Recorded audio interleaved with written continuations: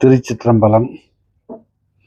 நேயர் பெருமக்களே, இன்றைய தினம் நாம் தொலைக்காட்சியை திறந்தாலும் செய்தித்தாளை எடுத்தாலும் இன்னைக்கு ஒரு மிகப்பெரிய பிரச்சனை ஓடிட்டு இருக்குது. என்ன பிரச்சனைனா, திருப்பரங்குன்றம் மலை. இதுவரைக்கும் யாராவது திருப்பரங்குன்றத்துக்கு நாம் போயிருக்கோம், பல முறை போயிருக்கோம். கீழே போகிறோம், சாமி கும்பிட்றோம், நாம் வந்துடுறோம், முருகனை பார்க்குறோம். முருகனுடைய அறுபடை வீடுகளில் ஒன்று திருப்பரங்குன்றம். ஆனால் இப்போ திடீர்னு என்னாச்சுன்னா, முஸ்லீம்கள் ஒரு பக்கம், ஏன்னா மேலே ஒரு தர்கா இருக்குது. இது காலங்காலமாக இருக்குது. இது நேற்று வந்து கட்டினா, முந்தா நேற்று கட்டினா, அல்லது நம்மளை கேட்டு போய் கட்டினாங்கிறது இல்லை. ஏதோ ஒரு காலம், ஒரு முஸ்லீம்கள் படையெடுப்பு காலத்தில் இந்த தர்கா அங்கே கட்டப்பட்டது தான். இப்போ மலை இருக்குது, அந்த மலை யாரும் கட்டுறதில்லை. மலை இயற்கையாக வருது, அது பாட்டில் மேலே வருது போகுது. அந்த மலையில் ஒரு குடவரை கோயில் மாதிரி அமைச்சிருக்காங்க நம்ம திருப்பரங்குன்றத்தில். இப்போ இந்த கோயிலை அமைக்கிறது நாமம். அப்படி இருக்கிற மலையில் ஒரு முஸ்லீம்கள் காலத்தில், படையெடுப்பு காலத்தில் மேலே ஒரு தர்கா வைக்கிறான். பாண்டிய மன்னர்கள் வந்து அழிக்காமல் இருக்குங்கிறதுக்காக மேலே ஒரு தர்கா வைக்கிறான். ஆக உணவுங்கிறது வந்து இன்னைக்கு பார்த்தீங்கன்னா, முருகன் கோயிலுக்கு போகாமல் சேவல் விடுறான் வேண்டுதல்னு. சேவலை வேண்டி முருகனுக்கு விடுறான். சங்கரன் கோயிலுக்கு போனோம்னா சேவலை வேண்டி சங்கரநாராயணன் விடுறான். ஆக இப்படி அந்த சேவலை என்ன பண்ணுறாங்க? அவங்களா வளர்க்குறாங்க. முருகன் வளர்க்குறாரா? இல்லை, சேவலை ஏலம் விடுறான். பழனி மலை மேலே இன்றைக்கி எடுத்துக்கோங்க, நிறைய சேவலுக்கு வருது. இது ஒரு 3 மாதத்துக்கு ஒருக்கா நல்ல சேவலுக்கு நிறைய ஆச்சுன்னா ஏலம் விடுவாங்க. சங்கரன் கோயிலில் பார்த்திங்கன்னா ஆயிரக்கணக்கான பெரிய பெரிய சேவல்கள், கட்டி சேவல்கள் எல்லாம் வரும். இது ஒரு காவட்டு 10 சேவல் ஒரு குச்சியில் மாட்டி கொண்டு வந்து ஏலம் விடுவான். ஏலம் எடுக்கிறதுக்கு போகிறவனும் கோழி வியாபாரிகள், அங்கே உள்ளூரில் இருக்கிறவனும் கோழி வியாபாரிகள், அந்த கோயிலில் இருக்கிற அதிகாரி கோழி வியாபாரி. இந்த கோழியை எப்படா கம்மியாக வாங்கிறதுங்கிறது தான் எல்லாத்துக்கும் வந்து வெளியிலேருந்து போகிற வியாபாரிகள் உள்ளூர்காரனுக்கு காசு கொடுக்குற, அங்கே இருக்கிறவனுக்கு காசு கொடுக்குற, பிரியாணி வாங்கி கொடுக்குற, சாராயம் வாங்கி கொடுக்குற, வேலை முடிஞ்சு போச்சு. ஆக இந்த புலால் உணவுங்கிறத, இப்போ நாம் சைவர்கள், நாம் கறி சாப்பிட்றதில்லை, எப்பவுமே இல்லை. மது, மாமிசம், புகை எதுவுமே இல்லை. நாம் இன்பமாக தான் இருக்கிறோம். ஆனால் இன்றைக்கு இருக்கிற இந்துக்கள்னு இந்த கோயிலுக்கு வர்றவங்க எல்லாருமே புலாலை விட்டவங்க வர்றாங்களா? அது சிவன் கோயிலாகட்டும், பெருமாள் கோயிலாகட்டும், எந்த கோயிலாகட்டும், அந்த கோயிலுடைய தற்கார் ஆகட்டும், தலைவர் ஆகட்டும், அங்கே பூசை பண்ணுற ஐயர்களே புழுதோடு கருதிங்கிறான். பூசை பண்ணுற ஐயர்களே என்ன பண்ணுறான்னா, தேர் மேல் உட்காந்துட்டு ஒரு ஐயர் கேட்குறாரு, இப்படிங்கிறான், பாட்டில் வாங்கிட்டு வந்து வை. நம்ம ஒரு ஆஃபீஸ் வச்சுருந்தோம், அதுக்கு பக்கத்தில் பார்த்தீங்கன்னா ஒரு ஹோட்டல் கடை. இந்த ஹோட்டல் கடையில் பொழுதோடு எல்லா ஐயர்களும் சேர்த்துக்கிறாங்க. கோழி குழம்பு, தக்காளி குழம்பாட்ட சூப்பராக இருக்குது, சாராயம் அருமையாக இருக்குது. ஆக இது வந்து இல்லாதவங்க ரொம்ப குறைவு. மது, மாமிசம், புகை இதெல்லாம் இல்லாமல் இருக்கிறவங்க ரொம்ப குறைவு. அவங்க துறவின்னு சொன்னாலும் சரி, ஐயருன்னு சொன்னாலும் சரி, கோயில் பூசகர்கள் சொன்னாலும் சரி, எல்லாரும் அப்படி இருக்கிறதில்ல. அதே மாதிரி பக்தர்களும் அதில் தான் இருக்கான். அப்படி இருக்கிறப்போ எப்பவுமே கருதிங்கிற முஸ்லீம். இப்போ பார்த்தீங்கன்னா கர்நாடகாவில் உல்லால்ங்கிற ஒரு இடம், உல்லால் தர்காவில் அந்த விழா வந்துருச்சுன்னா, அந்த கந்தூரி விழா வந்துருச்சுன்னா, தமிழ்நாட்டிலேருந்து நிறைய ஆடுகள் வாங்கி ரயில் ஏற்றி கொண்டு போவாங்க. ரயில் ஏற்றி கொண்டு போய் அங்கே எல்லாத்தையும் ஏற்றி வேனில் ஏற்றி அந்த கோயிலுக்கு கொண்டு போவாங்க. அப்போ நமக்கு ஒரு நண்பர் இருந்தார், ராமசாமின்னு. அவர் என்ன சொல்லுவார்னா, அப்போது ஐயா இது வந்து மிகப்பெரிய காரியம், அந்த ரயிலில் அது பாட்டில் ஏறி ஆடுகள்லாம் ஏறி உட்காந்துக்கு அங்கே போய் ரயில் விட்டு இறக்கி அதே கந்தூரிக்கு போயிரு, உல்லால் தர்காவுக்கு போயிரும்னு சொல்லுவார். அது ஒரு மூட நம்பிக்கை. இப்படி சரி, அங்கே போகுது இத்தனை ஆடுகளை அவன் என்ன பண்ணுறான்? அவனை ஆட்டு பண்ண வச்சிருக்கானா அங்கே இருக்கிற பூசாரி. அந்த பூசாரிக்கு ஏதோ பேர் சொல்கிறான் முஸ்லீமில், அவனை ஆட்டு பண்ணையே வச்சுருக்கேன். எல்லாத்தையும் வெட்டுறானுங்க, கறி சமைக்கிறானுங்க, சாப்பிட்றானுங்க. இது நாம் தினசரி பார்த்தீங்கன்னா, இப்போ தொலைக்காட்சி செய்தி திறந்து வச்சிட்டோம்னா, மதுரை பக்கம் பார்த்தீங்கன்னா பெண்களே வரக்கூடாதுங்கிறான். பெண்களை அந்த கோயிலுக்கு வரக்கூடாதுன்னு ராத்திரி ஒரு 1000 ஆடு, 500 ஆடு, 100 கோழி, 2000 கிலோ அரிசி 3000 கிலோ அரிசின்னு போட்டு விடிய விடிய வேக வச்சு எல்லாத்துக்கும் போடுறான். எல்லாரும் ஆளுக்கு ஒரு பாட்டிலோட வந்து வாங்கி சாப்பிட்டுக்கிறேன். ஆக இது வந்து ஒரு பாரம்பரியமாக வந்தாச்சு. இங்கே நம்ம ஊர்லேயே எடுத்துக்கலாம், கிடா வெட்டு நடக்குது கருப்பராயன் கோயிலில், கன்னிமார் கோயிலில், அது எதுன்னு எங்கேயோ குலதெய்வம் கோயிலில் இப்படியெல்லாம் வெட்டுறாங்க.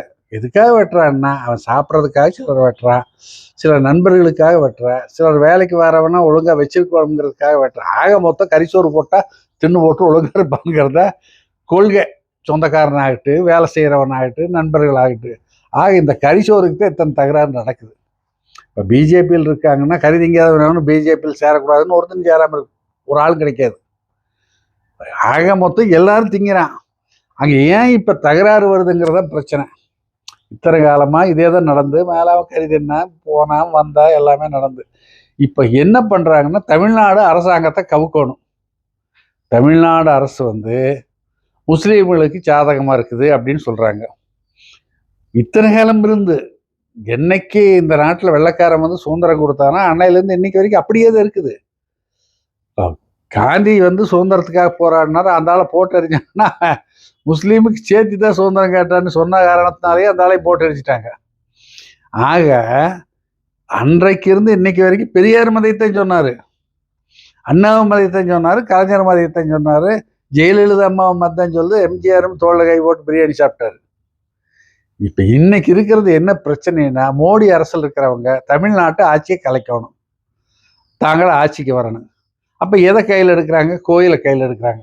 இப்போ திராவிட முன்னேற்ற கழகத்தில் மெம்பரு, பிஜேபியிலையும் மெம்பரு, அதிமுகவிலையும் உறுப்பினர், எல்லா கட்சி சீமான் கட்சியிலையும் உறுப்பினர், எல்லா கட்சியிலையும் உறுப்பினர் இருக்கிறவன் எவருமே சாராயம் குடிக்காதவன், கறி திங்காதவன் வர சொல்லுங்க. இப்போ புதுசாக ஆரம்பிச்சிருக்க விஜய் இது பார்த்தா போன வாரத்தில் கூட ஒரு குடி கட்டின காரு சாராயம் மப்பில் கொண்டு போய் விட்டு கூட்டத்துலலாம் நிறைய பேர்த்து அடிச்சு போட்டான். அங்கே இது இயற்கையான ஒன்று. மது இருந்ததுங்கிறது வந்து அது எதுக்கு அரசாங்கம் கத்தனை கடை விட்டுருக்குது? இப்போ டிவி இப்போ திறந்தோன்னா ஸ்டாலின் சொல்லுவார், ஐயோ தமிழர்களே மது அருந்தாதீர்கள், சீரழிந்து போகாதீர்கள். சரி, அவன் முடிச்சோடனே நாசர் சொல்லுவான், ஐயோ தமிழர்களே மது அருந்தாதீர்கள், சீரழிந்து போகாதீர்கள். அவன் முடிச்சோடனே வைரமுத்து சொல்லுவான், ஐயோ தமிழர்களே மது ஏன்னா கடை விட்டவன் நீயே, கடை விட்டு வச்சு போட்டு 12 மணிக்கு திறக்கிறான்னு சொல்கிறானே தவிர அந்த 12 மணிக்கு திறக்கிற கடை 5 மணிலேருந்து வியாபாரம் ஆகுது, வெடிய வெடியாக வியாபாரம் ஆகுது திருவிழா காலங்களில். அப்போது இந்த கடை விட்டவனாது நீ தான், குடிக்காதன்னு சொல்கிறாரு நீ தான். என்ன முட்டாள்தனமான வேலையாக இருக்குது. இதைத்தான் பண்ணுறான். இந்துக்களும் கருதிங்கிறான் சாராயம் குடிக்கிறான், முஸ்லீமும் கருதிங்கிற சாராயம் குடிக்கிறான், கிறிஸ்தவனு கருதிங்கிற சாராயம் குடிக்கிறான். இது ஆக மொத்தம் இதுக்கு எல்லா மதத்துக்கும் பொதுவானது. இப்படி வந்து சிலர் இப்போ வந்து வடநாட்டில் இருக்கிற ஒரு சில குடும்பங்கள், குஜராத்திங்க, இவங்கெல்லாம் வந்து நாங்கள் ஜெயின தலைவி இருக்கிறோம், நாங்கள் மாமிசம் சாப்பிட்றது இல்லைங்கிறாங்க. அதில் உண்மையாக இருக்கிறவன் இருக்கான். அதாவது உண்மையாகவே மாமிசம் சாப்பிடாம அந்த ஜெயின் வழியில் கடைப்பிடிக்கிறவன் இருக்கான். இப்படியெல்லாம் நடந்துட்டு இருக்கிற காலங்களில் தான் இன்னைக்கு வந்து இந்த மலை வந்து சிக்கந்தர மலையா முருகன் மலையான்னு சண்டை. இத்தனை காலமும் சிக்கந்தர மலையும் இருந்து முருகமலையும் இருந்து நீ எங்கே போன? அண்ணாமலை வந்தோடனே அந்த நானுங்கிறது ஆறுன்னு எனக்கு தெரியுங்கிற சொல்லு, பிடிச்சி போட்டுள்ள, இல்லை நீயே பிடி, மத்திய அரசாங்கத்தில் உளவுப்படை விட்டு பிடி. இப்போ தமிழ்நாட்டில் நடக்கிறது தமிழ்நாடு அரசாங்கம். தமிழ்நாடு அரசாங்கத்தில் குடியிருக்கிற ஏழை எளிய மக்கள் தான் மீனவர்கள். இந்த மீனவர்கள் பூரா இன்னைக்கு மீன் பிடிக்க போகணுன்னா அவன் இலங்கைக்காரன் பிடிச்சி கொண்டு போய் வச்சிட்றான். ஏண்டான்னா எல்லாம் தாண்டி மீன் பிடிச்சேன் அப்படின்னா. இப்போ தமிழ்நாட்டில் இந்தியாவுக்கு சேர்ந்தது தான் தமிழ்நாடு. அப்போ இந்திய கப்பல் படை இல்லையா? எங்கள் இராணுவத்துக்கு அதை கொடுக்குறோம் இதை கொடுக்குறோம், நவீன கப்பல் இருக்குது, நீர்மூழ்கி கப்பல் இருக்குதுன்னு சொல்கிற மோடி இந்த அநியாயத்தை தடுக்கணுமா வேண்டாமா? இதை கேட்டால் என்ன சொல்லுவான், இவன் திமுகவுக்கு ஆதரவாக பேசுகிறான்பா. நமக்கு யாரும் வேண்டாம். நாளைக்கு ஸ்டாலின் செத்து போயிடுற, கட்சி எல்லாம் போயிடுது, அல்லது இன்னொருத்தர் செத்து போகிற கட்சிங்கிறத இங்கே விட்டுறணும். முதல் மனித நியாயத்தை பார்க்கணும். இது ஏன் இன்னைக்கு கூட நாம் ஒரு முகநூலில் ஒரு அருமையான ஒரு கருத்து பார்த்தோம். அது என்னன்னா, ஒரு பாய் டிஎம் காதர் பாட்சான்னு இன்னைக்கு முகநூலில் ஒரு தம்பி பேசியிருந்தார். ரொம்ப சிறப்பு அற்புதமான ஒரு இது என்னன்னா, அவரை கொண்டு போய் தூக்கில் போடுறாங்க. ஒரு காலத்தில் கொலை குற்றம் பண்ணதுக்காக அவரை பிடிச்சி சிறையில் போட்டு அடைச்சி அதுக்கு நீதிபதி தீர்ப்பு சொல்லி கொலை பண்ணதுனால அவனுக்கு தூக்கு தண்டனை. வெள்ளைக்காரன் காலத்தில், இது நம்ம கவர்மெண்ட் இல்லை, வெள்ளைக்காரன் கவர்மெண்ட்டில் வந்து அவனை தூக்கில் போடுறதுக்கு நாள் குறிச்சாச்சு. 10ஆம் தேதி காலையில் 8 மணிக்கு அவனை தூக்கில் தொங்கிடணும் அப்படின்னு சொல்லி முதல் நாள் இரவே வந்து அவங்க வைத்தியர் டாக்டருக்கு வர்றாங்க. எல்லாமே அவங்க தான், வெள்ளைக்காரர் தான். அந்த ஜெயிலில் இருக்கிற வார்டன்லேருந்து நீதிபதியிலேருந்து எல்லாம் வெள்ளைக்காரர். அப்போ என்ன பண்ணுறாங்கன்னா, இவங்கெல்லாம் வர்றாங்க, பார்க்குறாங்க, அவனெல்லாம் நாடி பார்க்குறான், அதை பார்க்குறான், இதை பார்க்குறான், உடம்பெல்லாம் செக் பண்ணியாச்சு, நல்ல நிலையில் இருக்கிறான். அவனை காலையில் 8 மணிக்கு தூக்கில் போட்டுடலாம்னு சொல்லி கொண்டு போயிடுறாங்க. கொண்டு போய் 7:30 நிறுத்தியாச்சு தூக்கு மேடையில். தூக்கு மேடையில் இருக்கிற அந்த லிவரை இழுக்கிறவனும் கூட, அந்த கைப்பிடி இழுக்கிறவனும் கூட வெள்ளைக்காரன் தான் அன்னைக்கு. ஏன்னா அவங்க யாரு நம்பல் நம்ம ஆளுகளை. அப்போ கொண்டு போய் நிறுத்தியாச்சு. அவனுடைய கடைசி ஆசை என்னன்னு கேட்குறாரு அந்த வெள்ளைக்கார நீதிபதியும் அந்த ஜெயிலுக்கு உண்டான அதிகாரியும் கேட்குறாங்க, உன்னுடைய கடைசி ஆசை என்னன்னு. அவன் சொன்னான், நான் ஒரு பாட்டு பாடணும், ஹார்மோனி பெட்டி கொடுங்கண்ணா. சரின்னு ஹார்மோனி பெட்டி வந்தாச்சு. நம்ம பாட்டு பாடணுங்கிறேன். பாட்டு பாடணும்னு கேட்டோன்னே இவன் சரி பாட்டு தானே பாடுற, ஹார்மோனி பெட்டி வச்சு பாடிட்டு போகிறான். உடனே அவன் அந்த பொட்டி தட்டினான், அந்த இசையெல்லாம் வந்துச்சு. சுருளி மலை வாழும் வேளா எங்கள் சுப்பிரமணிய சாமி சீலா அப்படிங்கிற பாட்டை, அந்த பாட்டை பாடுறான். இந்த பாட்டை பாடிட்டே இருக்கிறான். இந்த ஒரு வரியும் 3 தடவை 4 தடவை சொல்லி பாடும்போது இவனுக்கு எல்லாமே வெள்ளைக்காரர், தமிழ் தெரியாது. இசைங்கிறத அவனை கட்டி போடுது அந்த இடத்துல. அந்த இசை கட்டி போட்ட காரணத்தினால அவன் அப்படியே மெய் மறந்து நிற்கிறான். அந்த வெள்ளைக்கார அதிகாரிகளை மெய் மறந்து அதை கேட்டிருக்காங்க. உட்காந்துட்டு கேட்குறவன் இருக்கா, நின்றுட்டு கேட்குறவன் இருக்கா, எல்லாம் முடிஞ்சிட்டு பார்த்தாங்க கடியாரத்தை. 8 மணிக்கு அவனை தூக்கில் போடணும். தூக்கில் போடுறவன் என்னாச்சு, மணி என்னடான்னு பார்த்தா 8:30. அவனை 7:30 கொண்டு போய் தூக்கு மேடையில் நிறுத்தியாச்சு. அவனுக்கு குல்லா பாட்டு போகிற நேரத்தில் அவன் சொன்னான், ஐயா நான் ஒரு பாட்டு பாடுறேன்னு. சரி பாடிக்கிட்டானா, என்ன வேணும்னா ஹார்மோனி பொட்டி. அப்போ வெளியில் போய் ஹார்மோனி பொட்டி பிடிச்சிட்டு இதெல்லாம் வரும்போது 7:45 ஆகி போச்சு. வந்தோன்னா அவன் பாட ஆரம்பித்தான். 3/4 மணி நேரம் அந்த பாட்டு பாடியிருக்கான். 3/4 மணி நேரம் அந்த பாட்டை பாடின காரணத்தினால மணி 8:30 ஆகி போச்சு. இன்னைக்கு நம்ம அதிகாரி என்ன பண்ணுவான்னா, இந்த மாதிரி ஒரு நாளே மாறி போன தெரியாமல் போனாலுமே வேலைக்கே வர்றதில்லையே. அதிகாரி கையெழுத்து போட்டு வீட்டில் சம்பளத்தை வாங்கிக்கிறான், சிறைக்கு கஞ்சா வியாபாரம் பண்ணுற, சாராய வியாபாரம் பண்ணுற, இது தின தகராறு. இது பத்திரிகையில் தினசரி செய்தி, இது தினசரி வந்து தொலைக்காட்சியில் செய்தி. அவனை வேலையை விட்டு நீக்கிற, அல்ல சஸ்பெண்ட் பண்ணுற, இப்படி பல செய்திகள் வந்துட்டு இருக்குது. இது இந்த காலம். ஆனால் அந்த காலத்து அதிகாரிங்க ஐயோ 1/2 மணி நேரம் காலதாமதம் ஆகிப்போச்சு, இது வந்து நாம் செய்கிற தவறு, அது மனிதாபிமானமற்ற செயல்னு சொல்லிட்டு நேராக அடுத்த நாள் கோர்ட்டுக்கு போகிறாங்க. கோர்ட்டுக்கு இவனையும் கூட்டிகிட்டே போகிறாங்க. இந்த பாயை கூட்டிகிட்டு போய் அங்கே கோர்ட்டில் நிறுத்துறாங்க. ஜட்ஜி பயங்கரமாக சத்தம் போடுறாரு. அவரும் ஆங்கிலம், தமிழ் இல்லைங்க. அவர் சத்தம் போடுறாங்க, why you not take this ஆக்ஷன்னு நிறைய கேள்விகள் கேட்குறாங்க. இவனும் சொல்கிறாங்க, my lord we forget the டைம்ங்கிறான். நமக்கு நேரமே மறந்து போச்சு அப்படிங்கிற. என்னடா நேரம் மறக்கிற அளவுக்கு அவன் பண்ணான்னு கேட்குறேன்.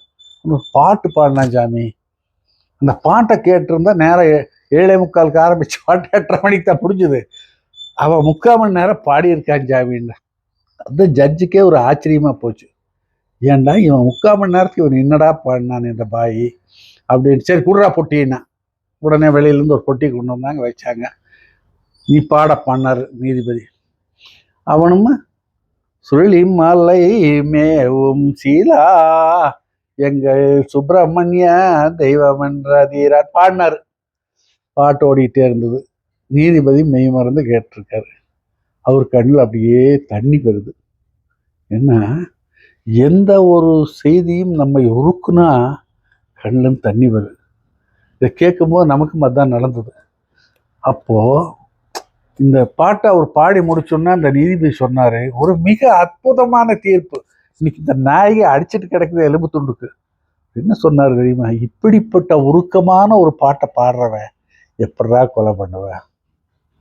முருகன் மேலே இவ்வளோ அன்பு வச்சிருக்கான், பாடுறான்.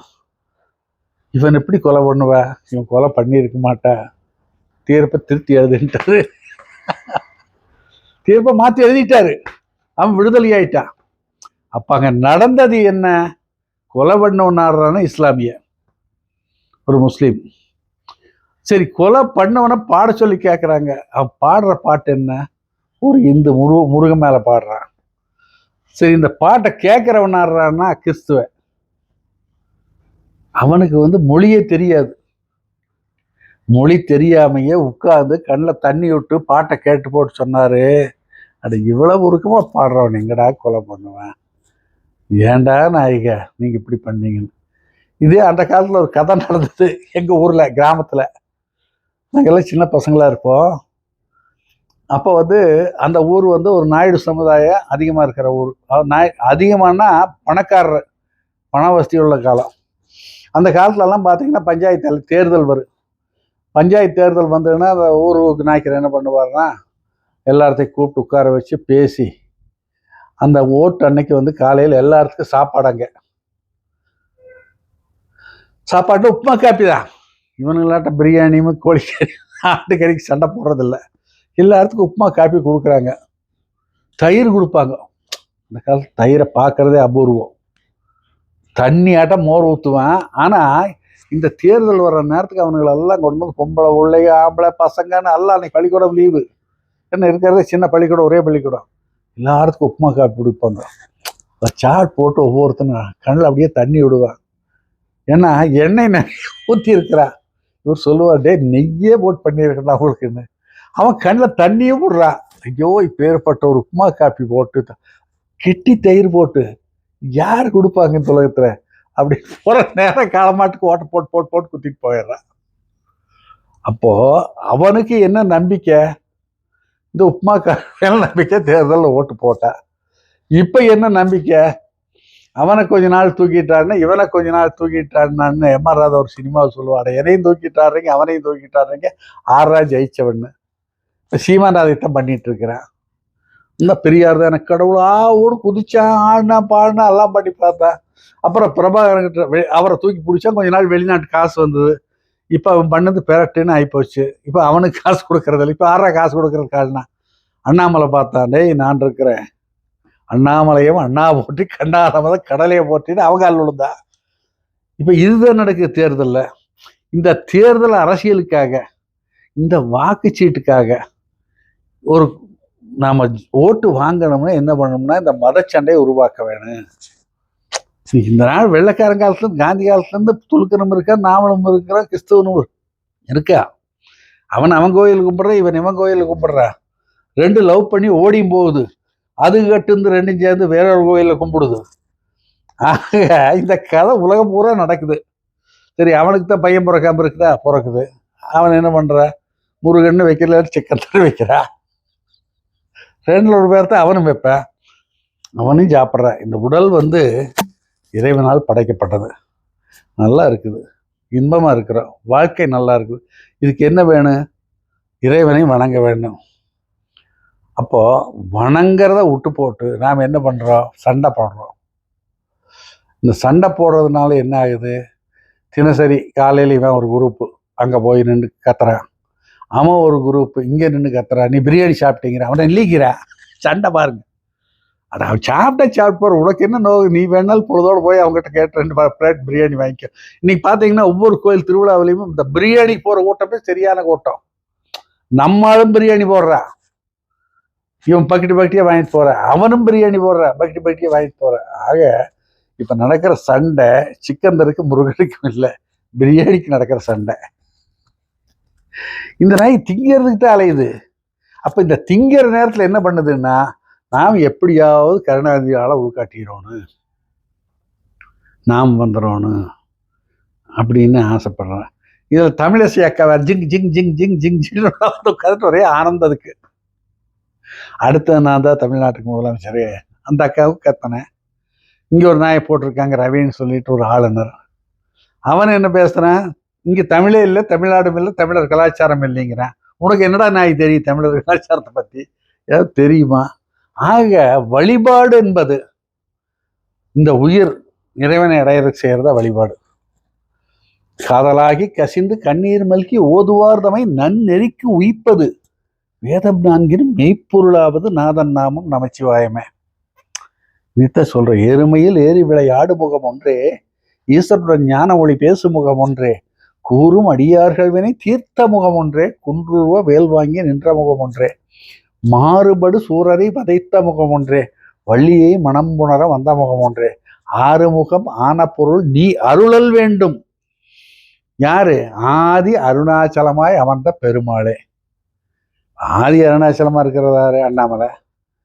அப்ப முருகன் வேற, அண்ணாமலை வேற, பெருமாள் வேறங்கிறது இல்லை. எல்லாம் ஒண்ணுதான். இப்படி போட்டாலும் சரி, இப்படி போட்டாலும் சரி, எல்லாம் ஒண்ணுதான். எல்லாம் இறைவனை தான் தேடி ஓடிட்டு இருக்கிறா. பிறக்கிறது ஒரு தாய் வயிறு. சாகும்போது ஒன்று எங்கே கொண்டு போற? ஒருத்தன் பொட்டியில் வச்சு குளியல் போடுறான், ஒருத்தன் சும்மா தீயல் விடுறான், இப்பதான் கரண்ட் வந்துடுது சீக்கிரம், ஒருத்தன் தூக்கி குழி தோண்டி புதைக்கிறான். ஆக இந்த உயிர் இருக்க வரைக்கும் இந்த ஆட்டம் ஆடுறீங்க, அந்த உயிர் போன பிறகு என்ன ஆட்டம் ஆட போற? ஒன்றும் இல்லை. சாமி ஒரு எலெக்ஷன் இருக்கு, நான் ஓட்டு போட்டு வந்துடுறா, அப்புறம் என்னை கூட்டிட்டு போன சொல்ல முடியும். அது வரைக்கும் அவர் விட்டு வச்சிருப்பாரா? ஆக இப்படிப்பட்ட மதம்ங்கிற ஒரு போர்வையில இன்னைக்கு மனிதர்கள் பிணந்திண்ணி கழுகுகளாக ஓடிக்கொண்டிருக்கிறார்கள். எப்படா சாபொழுது, நாம் எப்ப திங்கலாம்னு கழுகு காத்துட்டு இருக்கு. அப்படிப்பட்ட நிலை இன்றைக்கு தமிழகத்தில் நடைபெற்று கொண்டிருக்கிறது. மாற்றப்பட வேண்டுமானால் உண்மையான இறையுணர்வு வேண்டும். வாருங்கள், இங்கே வாருங்கள். உங்களுக்கு தேவையான அத்தனையும் நாம் வாரி வழங்குகின்றோம். உண்ணுங்கள், உறங்குங்கள், சிந்தியுங்கள். வாழ்த்துக்கள். நன்றி, வணக்கம்.